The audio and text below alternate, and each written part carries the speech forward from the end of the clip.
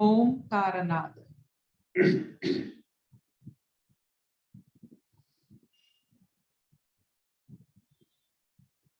ओ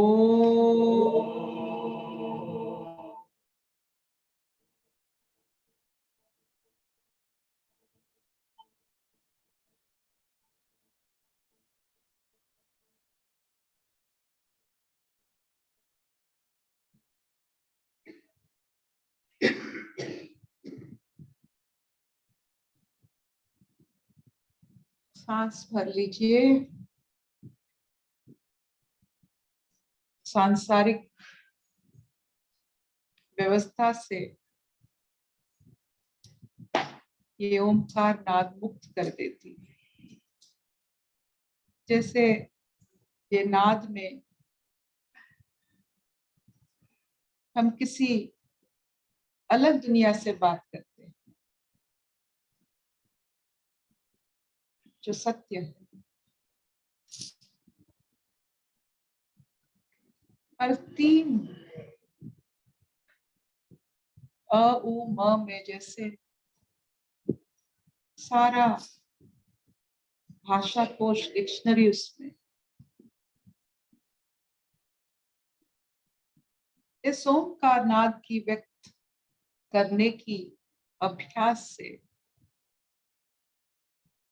हमारे वाणी में सूक्ष्मता, शुद्धता और औषधीय गुण भी रहते हैं।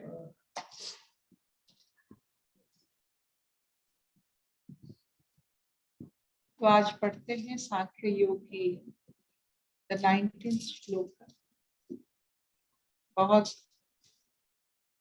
इसे बहुत लोग याद करते हैं समय समय पर। ज्यादातर समय जब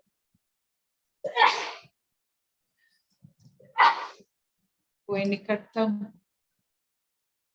इंसान गुजर जाता है, शमशान वैराग्य भी कहते हैं।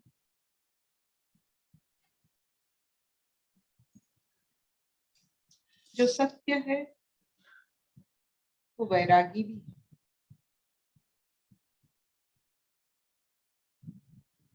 माया सुंदर है, माया मनमोहक है। माया एक, जिससे हम लोग अट्ठा कहते हैं, गम, जीव एवं गम, ऐसा ही है। मनमोहक है, मन पकड़ लेता है, छोड़ता नहीं है। माया का ये वृत्ति है, नहीं तो संसार रचना नहीं हो सकता। जैसे सोने में खाद नहीं रहने से कोई भी गहना नहीं बन सकता है, वैसे संसार नहीं बन सकता है इतना सुंदर माया के बिना।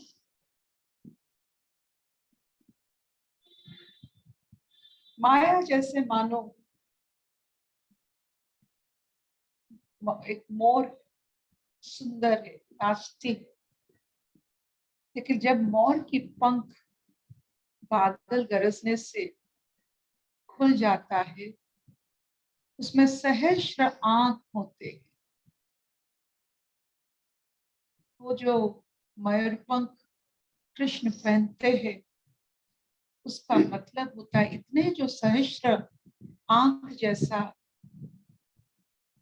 होता है। जब वो मयूरपंख खुल जाता है, कोई दूर से देखता है, लगता है हजार आंख देख रहा। इसीलिए मयूर के ऊपर कोई, चाहे वो बाघ हो, भालू हो, कोई आक्रमण नहीं करते। तो माया में भी हम अगर, सुंदरता भी में भी अगर हम आत्म चेतना को, ये 1000 आंख वाली मयूर पंख को खुल सकते हैं। इसे कहा जाता है वो जागृत अवस्था। माया में भी जागृत, वो नाच रही है, विभोर होकर मयूर मोर नाच रही है। घनघोर घटा पर उमड़ उमड़ कर जब शब्द निकलती है तो वो नाच रही है। तो ये नाचने का जो मजा वो क्यों ले रही है? क्योंकि उसकी जो पंख खुलता है उसमें जो आंख, 1000 आंख दिखते हैं, कोई उसके ऊपर आक्रमण नहीं कर सकता है नाचने के वक्त। तो हम जब नाच रहे हैं, हमारे ऊपर आक्रमण हो सकता है, क्योंकि मयूर पंख जैसा हमारे 1000 आंख खुले नहीं रहते हैं, हमारा आत्मबोध खो जाता है। जब आत्मबोध खो जाता है तो आक्रमण होता है माया में। माया सुंदर है जब तक आत्मबोध है, कोई आक्रमण नहीं कर सकता, कोई आपको विवश नहीं कर सकता है जब तक आप आत्मबोध में हो और माया को भी अपने साथ लेकर संसार को आप उपभोग करते हो, भोग नहीं उपभोग। ये मयूर के पूंछ हमें बहुत अच्छा लगता है जब वो नाचती, वैसा ही होता है संसार में। माया में रहकर, आत्मबोध में रहकर ये आक्रमण से बचना, ये कौन सा आक्रमण है? माया किस किस, माया कभी आक्रमण नहीं करती है। आत्मबोध हटने से जो होता है वही आक्रमण होता है। आत्मबोध घटा मतलब आक्रमण हुआ। किस चीज का आक्रमण, कोई उसमें बात नहीं होता है, लेकिन जब माया माया कभी किसी को आक्रमण नहीं करती। तो इसलिए आज ये श्लोक पढ़ते हैं।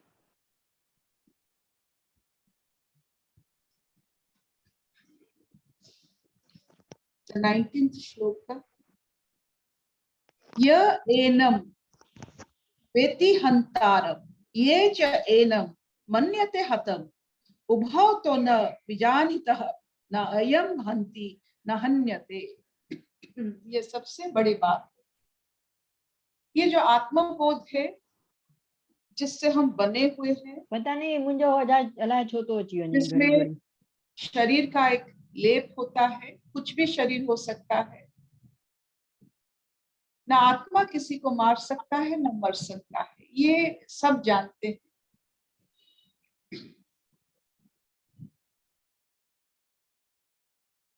ना आत्मा किसी को मार सकता है ना मर सकता है।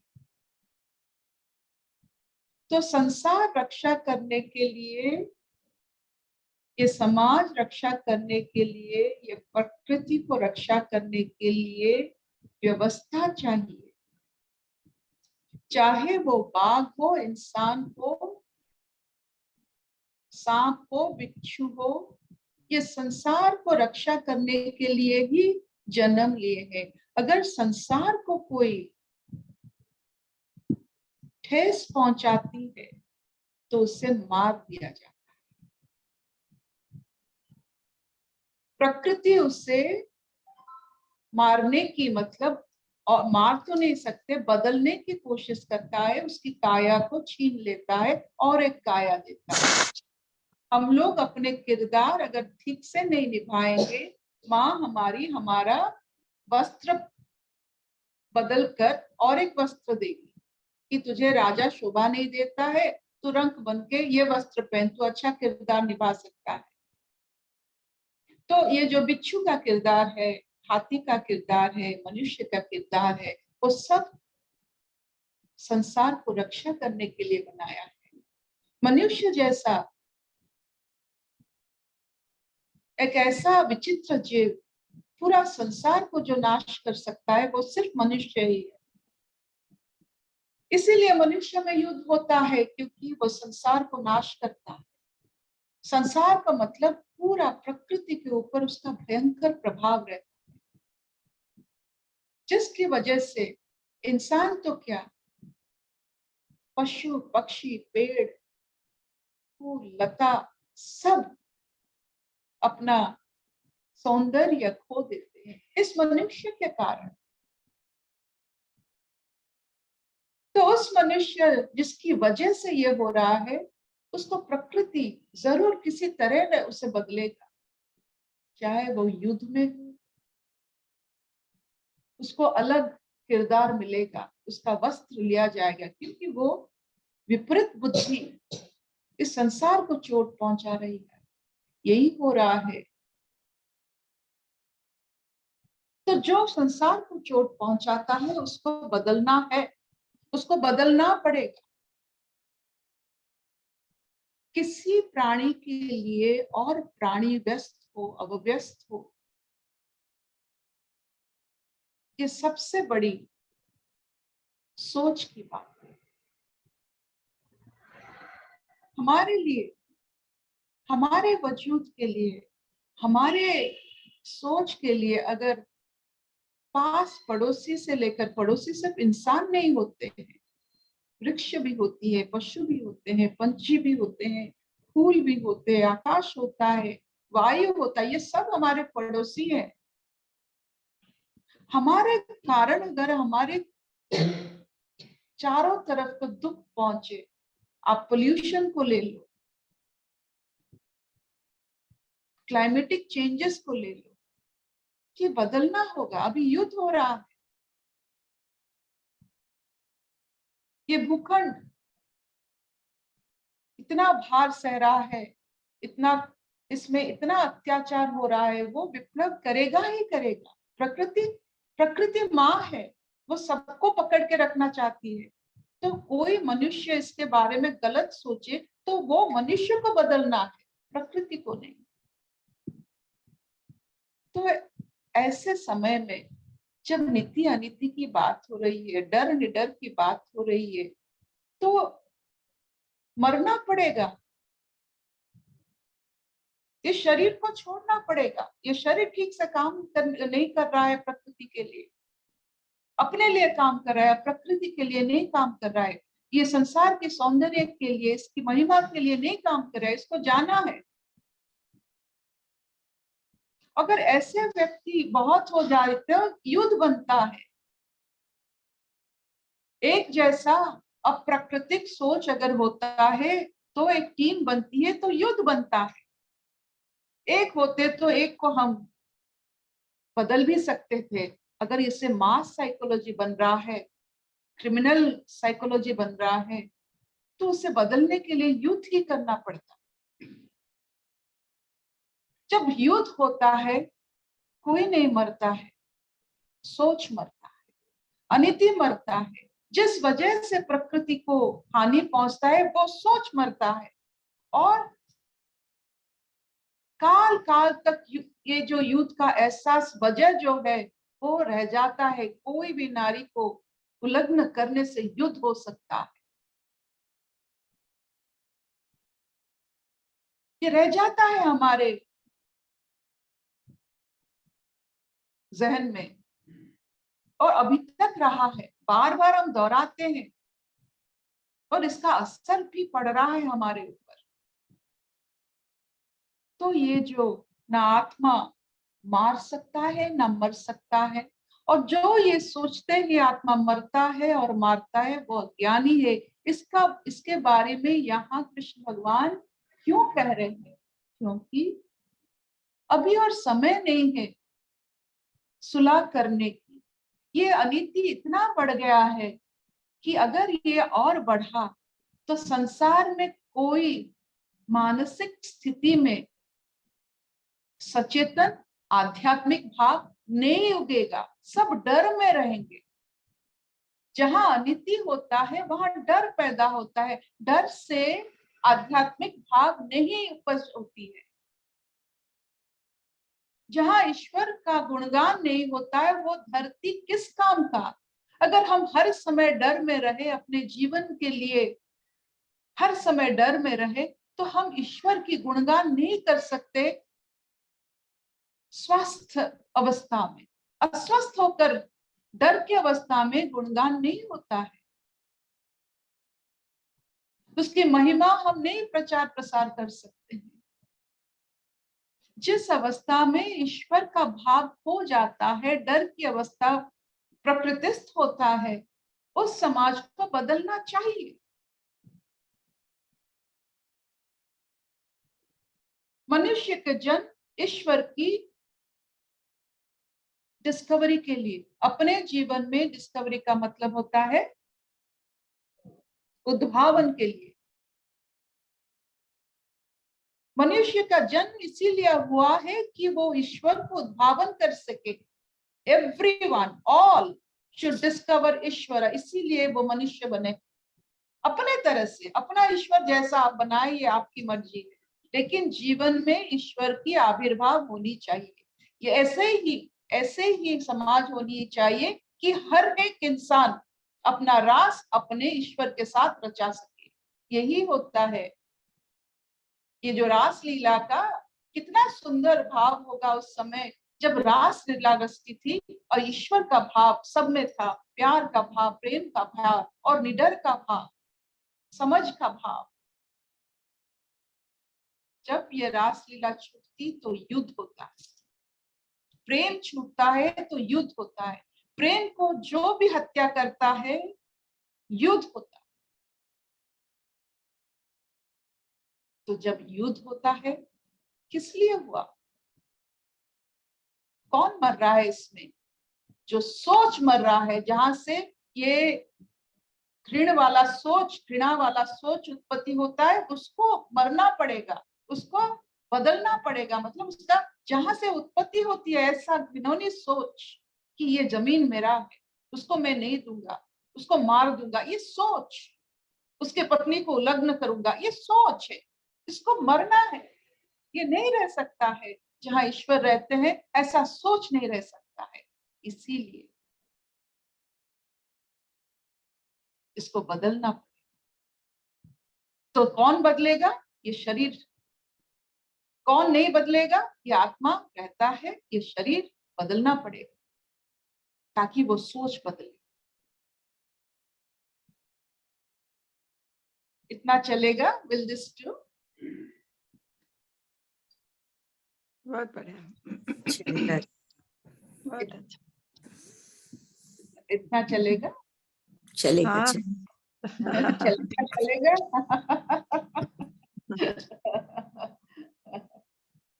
अशतो मां सद्गमय तमसो मां ज्योतिर्गमय मृत्युर्मां अमृतंगमय।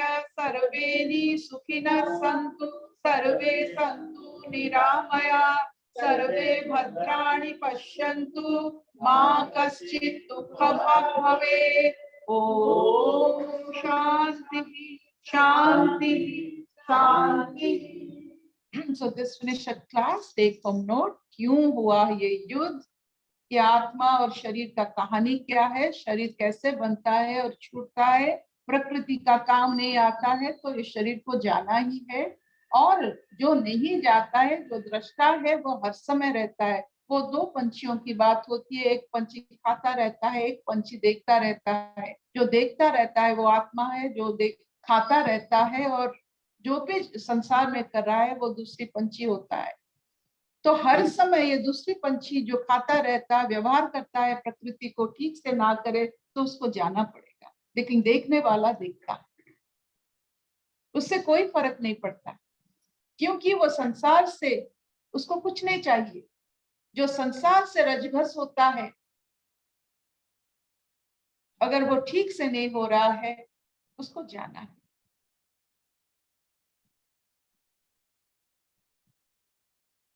तो आप अगर इस शरीर को रक्षा करना चाहते हैं, जब तक आप इसमें ईश्वर सत्ता की उद्भावन करते रहेंगे, तब तक आप स्वास्थ्य में रहेंगे।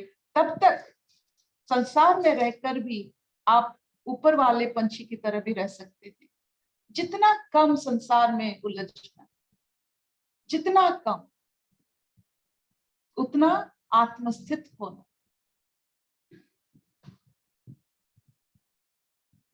माँ ଅଛନ୍ତି ଅଛନ୍ତି ଆଜି ଅଜାଙ୍କର ଶ୍ରାଦ୍ଧ ଆଚ୍ଛା ବଡ ଏକାଦଶୀ ମା ମା ଲୋ ମା ନମସ୍କାର ନମସ୍କାର ନୂଆ ବୋଉ ନମସ୍କାର ଦେଖି ରହିଲି ମା ଟେକ୍ କେୟାର